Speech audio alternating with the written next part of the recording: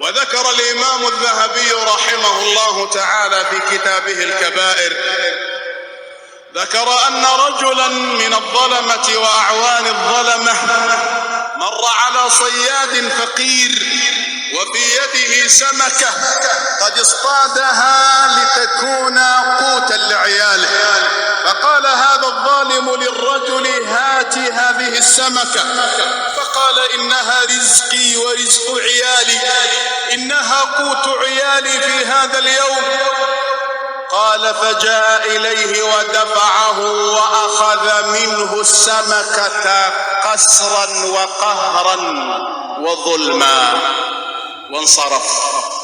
أخذ ذلكم الظالم تلكم السمكة وانصرف عائدا إلى بيته، وفي أثناء عودته إلى البيت تفتح تلك السمكة فاهها بإذن ربها وتعض ذلكم الظالم في إبهامه، عضته في إبهامه فضربت إبهامه وتألم منها ألما شديدا في تلكم الليلة، وذهب إلى الطبيب وقال له الطبيب إنه بدول كلى، مرض يشبه السرطان، بدول كلى، اقطع الإبهام وإلا انتقل الداء إلى الكف، فقطع إبهامه فضربت عليه كفه وآلمته إيلاما شديدا.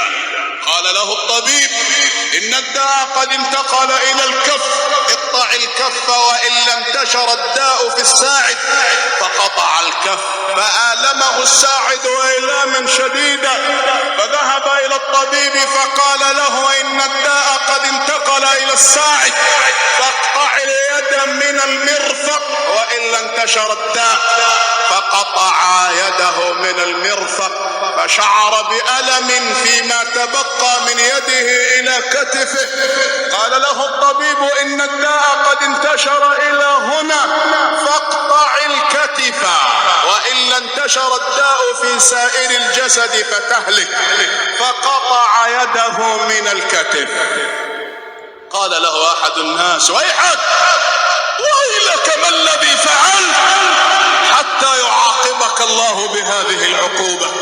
فذكر له خبر صاحب السمكة، ذكر له أنه أخذ السمكة من صياد فقير ظلما وغصبا وقهرا. قال له ويحك اذهب وابحث عن هذا الرجل وتحلل منه لعل أن يقف الذي تجد، لعل هذا المرض أن يتوقف. فهام الرجل على وجهه يبحث عن ذلكم الصياد حتى وجده، فلما وجده ارتمى بين رجليه وقال له يا سيدي أسألك بالله أن تعفو عني. قال من أنت؟ قال أنا الذي أخذت منك السمكة يوم كذا، فأسألك بالله أن تعفو عني. قال عفوت عنك لما رأيت منك من البلاء. ثم قال ذلك الرجل أستحلفك بالله ماذا قلت بعد أن ذهبت من عندك؟